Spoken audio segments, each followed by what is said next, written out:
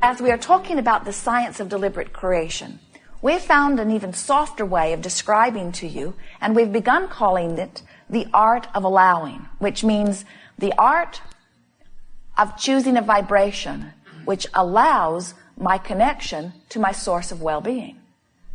But in order to understand the art of allowing, you must accept the premise of this universe, which we promise you is one of well-being. There's only a stream of well-being that flows, which you may be allowing fully or diminishing in some regard. But well-being is the only stream that flows. Sometimes people will look at the manifestation and they will see someone sick, and they will describe them as the holder of illness. And their implication is that this person is sick, not well, and that they got sick because some sickness ambushed them. And we're wanting to help you to reorient yourself to the way this universe really works by understanding sickness didn't ambush them. They held thoughts that disallowed little by little the wellness that would have been there otherwise. You say, yes, but why does it happen to little ones? And we say little ones can pinch off well-being too. Power of influence is very strong. And so what you have to begin saying is, I am the creator of my own reality. I get to control what manifests in my experience. But before you can control what manifests in your experience, you've got to control the way you feel. And before you can control the way you feel, you've got to control what you give your attention to.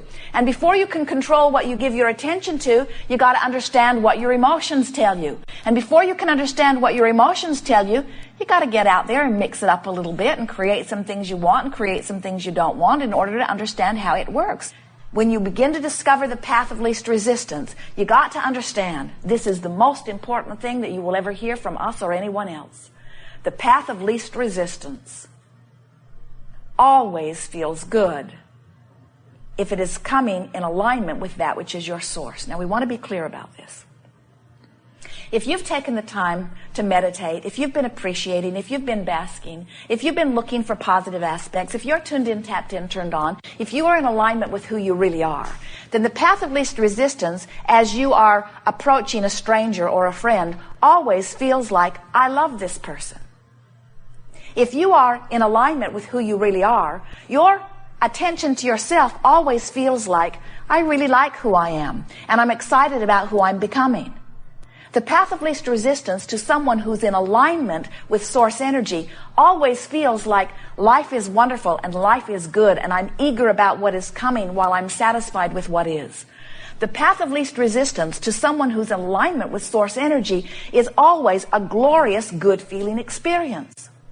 But sometimes, if you are, for a period of time, not very well connected with who you are, if you've been struggling at work or arguing with your mate or worrying about money, or if there's something in your body that you're worried about, and so you've been giving an inordinate amount of attention to things that you don't want, so that your vibrational proclivity, your vibrational average is sort of in a not so good feeling place where you're feeling ornery pretty often, or overwhelmed pretty often, or guilty about something, or blameful about something, then the path of least resistance for you might feel like more of the same.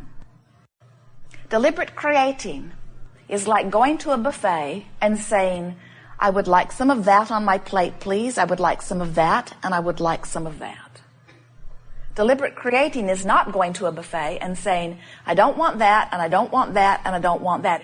Can you imagine the nice people behind the counter as you take your plate and you say, no, not that. No, not that, not that. No, not that. No, not that, not. And soon they would say, why don't you just take your time and tell us what you do want? It will go ever so much quicker. Well, all right, but don't give me any of that. And be sure to don't get any of that on my plate. You understand it when it comes to buffets, and we would like to remind you that you are here in this vibrational buffet where there is so much to choose from, and whatever you choose causes you to offer a vibration. So if you're looking out, watching your television or watching your neighborhood or watching where you live, as you're looking out and finding those things you don't want and fixating on them, you've put them on your plate. And then you get all worried because you're sure somebody's going to shove it in your mouth. And we say, you really have more control than that. In other words, we don't find you very fearful at the buffet. You're not really afraid, once you're past the age of 3 or 4 anyway, that somebody's going to make you eat something that you don't want to eat. In this vibrational-based universe, you get to choose what you give your attention to. And giving your attention to it is equivalent to putting it on your plate. And once you've got it on your plate, there's a pretty sure chance it's going to get in your mouth. So what you're wanting to do is, up front, be more aware of what you're giving your attention to. So deliberate creating is not about controlling the conditions so that you can have a better feeling response. Deliberate creating is about deliberately choosing a thought, understanding that law of attraction then will make that thought that you chose even more available to you next time. Law of attraction says that when you give your attention to something and you achieve a vibrational alignment with it for as little as 17 seconds, something happens in your vibrational nature that makes you have easier access to that thought now. And if you maintain it for another 17 seconds, it reaches another vibratory level where you have even easier access. And if you keep that up until you have maintained your undiluted attention to a subject for as little as 68 seconds, what happens is that vibration is now more easily accessible by you. It becomes a path of less resistance. The first 17 seconds, you have to focus, because this new thought of your choosing may not be the path of least resistance. You may have other thoughts that are more active. In other words, take a subject like dollars. Which do you think is more active in your vibration? Plenty of dollars or not enough dollars? Well, we can tell you by the way it feels which is more active. We can tell you by the way it's manifesting which is more active. Which is more active in your vibration? Vibrant health or worrisome illness? You can tell by what's manifesting, but even better, you can tell by the way you feel when you approach the subject. Sometimes we tease you. We say, which feels better, blame or guilt? And you always say blame. Blame feels much better than guilt. And we say, those are terrible choices that we're giving you there.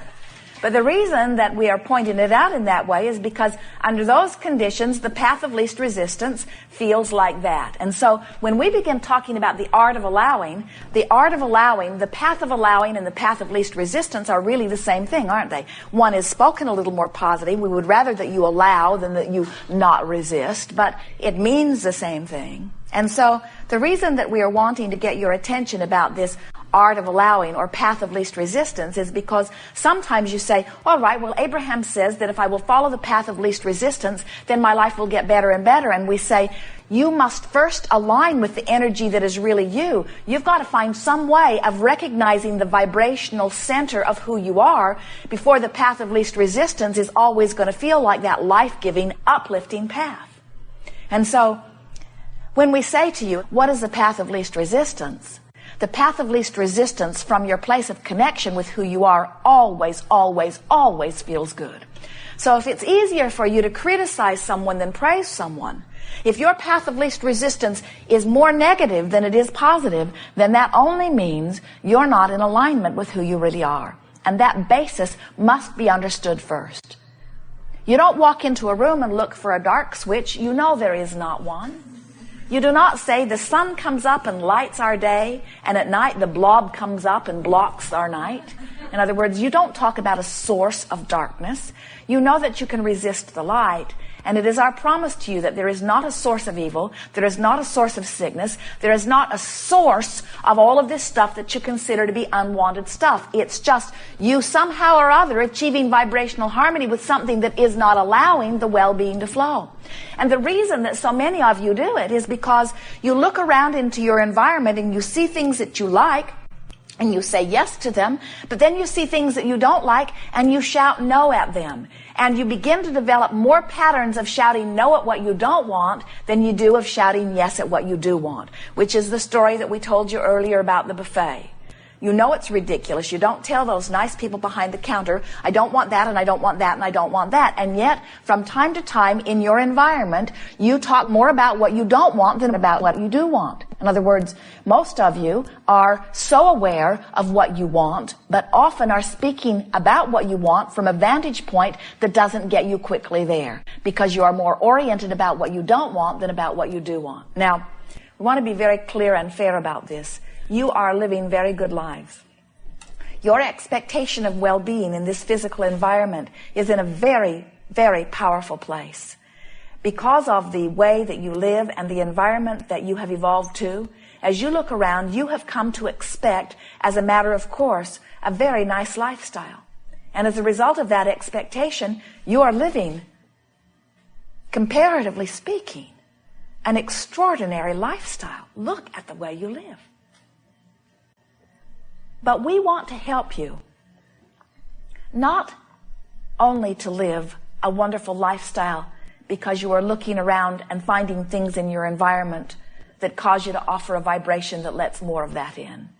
We would like you to become such powerful creators that you could stand in an absolute void of the things that you want, and with the power of your mind, activate a vibration about what you want, so that law of attraction has to give it to you. Oh, don't misunderstand. We don't want you to start putting yourself apart from things that you adore. We just want you to, especially for a little while, get it turned around in your mind where you are no longer such a responder to conditions. You are instead more of a deliberate offerer of vibration. We would like you to know that anyone who is sick could change their thoughts for an afternoon and be well.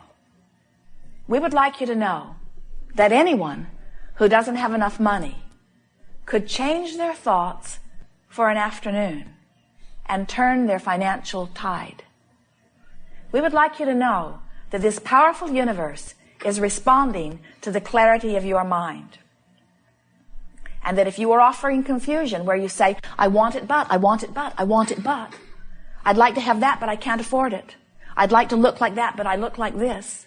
I want that but I've got this. I want that but I've got this. I want that but I've got this. I want that but I've got this. That gets you nowhere.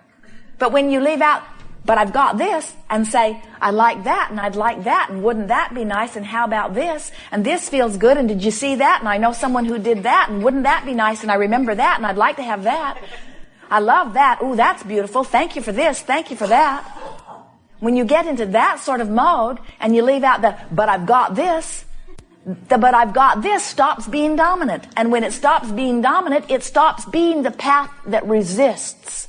And when the resistance stops, the well-being that you have been calling for all of the days of your life comes in.